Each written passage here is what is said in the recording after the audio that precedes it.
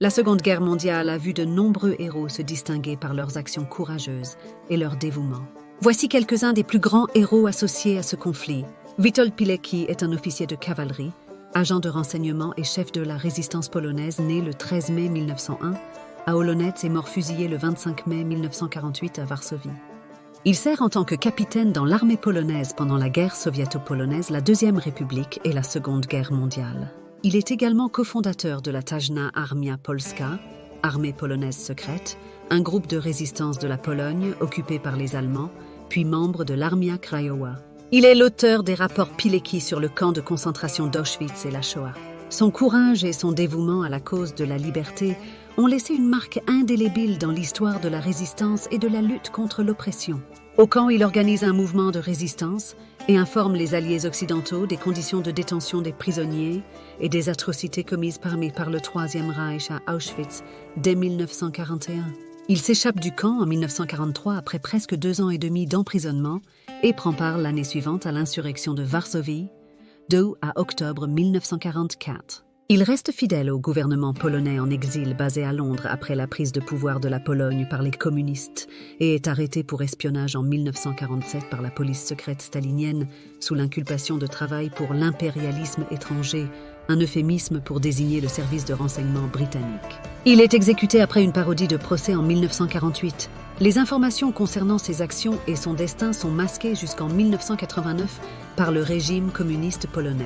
Réhabilité par la suite, Witold Pilecki est considéré comme l'un des plus grands héros de la guerre en raison de ses actes. Witold Pilecki est l'auteur des rapports Pilecki sur le camp de concentration d'Auschwitz et la Shoah. Son courage et son dévouement à la cause de la liberté ont laissé une marque indélébile dans l'histoire de la résistance et de la lutte contre l'oppression. Oskar Schindler est un homme d'affaires allemand qui a sauvé plus de 1200 juifs en les employant dans son usine pendant la guerre. Né le 28 avril 1908 à Świętów, à l'extrême ouest du margravia de Moravie, et mort le 9 octobre 1974 à Hildesheim, en Allemagne de l'Ouest, il est un industriel allemand. Durant la Shoah, il sauve entre 1100 et 1200 juifs, en les faisant travailler dans ses fabriques d'émail et de munitions situées respectivement dans le gouvernement général de Pologne et dans le protectorat de Bohême-Moravie. Il est honoré du titre de Juste parmi les nations par le mémorial de Yad Vashem en 1967. Sa vie est le sujet d'un roman de Thomas Keneally, La liste de Schindler en 1982, et d'un film du même nom de Steven Spielberg en 1993. Il est enterré au cimetière chrétien du Mont Sion à Jérusalem. Raoul Wallenberg est un diplomate suédois qui a sauvé des milliers de juifs hongrois en leur fournissant des passeports suédois. Héritier de l'empire industriel et financier de la famille Wallenberg, il mène une carrière d'homme d'affaires dans plusieurs pays avant d'être envoyé à Budapest pendant la Seconde Guerre mondiale. Il bénéficie d'un statut de diplomate avec pour mission de contribuer à sauver les Juifs de Hongrie. Il utilise la possibilité de délivrer des passeports temporaires, déclarant que leurs possesseurs étaient des citoyens suédois en attente de rapatriement. Il négocia également avec des officiels nazis, comme Adolf Eichmann, afin d'obtenir l'annulation de déportation. Wallenberg sauva ainsi environ 20 000 Juifs. Il est arrêté le 17 janvier 1945 par l'Armée rouge, probablement soupçonné d'être un espion à la solde des États-Unis. Ce qui lui arrive ensuite n'est pas connu. Selon la version officielle des Soviétiques, il serait mort en 1947, d'une crise cardiaque pendant sa captivité. Mais des témoins ont affirmé l'avoir vu vivant dans les prisons de Russie ou de Sibérie jusque dans les années 1980. En 2000, le nouveau gouvernement russe a conclu que Wallenberg était effectivement mort en 1947, mais exécuté.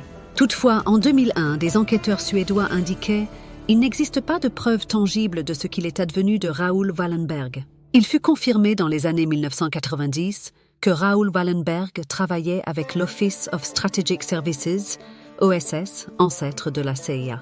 En raison de son rôle exceptionnel pendant la Shoah, l'État d'Israël accorde à Wallenberg le titre de Juste parmi les nations par le mémorial de Yad Vashem et le titre de citoyen d'honneur d'Israël.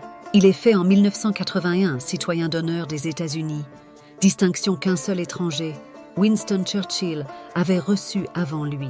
Raoul Wallenberg a aussi plus tard été fait citoyen d'honneur du Canada et de la Hongrie. Sa mémoire est honorée par de nombreux monuments, rues, parcs, comités et instituts qui portent son nom dans le monde entier.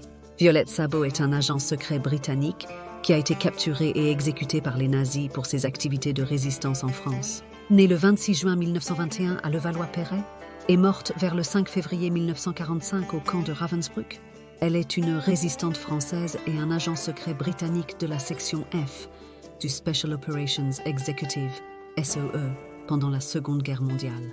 Elle effectue 2 missions en France occupée. Arrêtée, elle est déportée en camp de concentration et exécutée. Avant son départ en mission, Leo Marx, le responsable des codes au SOE, lui offre le poème « The Life That I Have » pour coder ses messages radio envoyés de France à Londres. Audie Murphy est un soldat américain, né le 20 juin 1925 et mort le 28 mai 1971, l'un des plus décorés de la guerre, qui a montré un courage exceptionnel sur le champ de bataille. Il reçut quasiment toutes les décorations militaires existantes dans l'armée de terre des États-Unis, en plus de distinctions françaises et belges. Il obtint notamment la Medal of Honor pour avoir à 19 ans bloqué seul et pendant 1 heure l'assaut de toute une compagnie allemande à Holzwihr, dans la poche de Colmar en janvier 1945, puis mené une contre-attaque tout en étant blessé. Murphy était le 7e de 12 enfants d'une famille modeste de métayers du Texas. Son père quitta le domicile familial alors qu'Audie était un enfant et sa mère mourut quand il avait 16 ans. Il quitta tôt l'école et exerça divers métiers manuels pour subvenir aux besoins de sa famille. Après l'entrée en guerre des États-Unis en 1941, sa sœur aînée Leida a falsifié sa date de naissance pour qu'il puisse intégrer l'armée alors qu'il n'avait que 17 ans. Après la guerre, il entama une carrière cinématographique et tourna dans plus de 40 films et séries télévisées, principalement des westerns. En 1955, il joua son propre rôle dans L'Enfer des hommes, adaptation de ses mémoires sur la Seconde Guerre mondiale, publiée en 1949. Souffrant de ce qui est aujourd'hui appelé un trouble de stress post-traumatique, il dormait avec un pistolet sous son oreiller et prenait fréquemment des somnifères. Il utilisa sa notoriété pour faire connaître cette maladie et convaincre le département des anciens combattants d'améliorer l'aide aux soldats. Il connut des problèmes financiers à la fin de sa vie et mourut dans un accident d'avion en Virginie en 1971, peu avant son 40e anniversaire. Il fut inhumé avec tous les honneurs au cimetière national d'Arlington à Washington.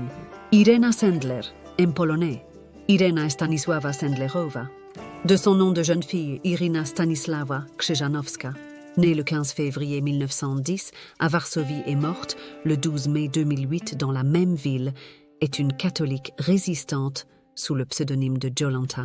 Elle était une militante polonaise qui sauva environ 2500 enfants juifs en les cachant et en les aidant à échapper au ghetto de Varsovie. Irina Sendler commença à sauver des vies bien avant la fondation de l'organisation Żegota. Elle est déclarée juste parmi les nations en 1965. Selon l'historienne américaine Deborah Dwork, Irena Sendler est l'inspiration et le moteur de tout le réseau qui aurait sauvé ces 2500 enfants juifs. Simone Seguin, Nicole Minet, résistante française qui a participé à des sabotages, des attaques contre les troupes allemandes et des opérations de renseignement.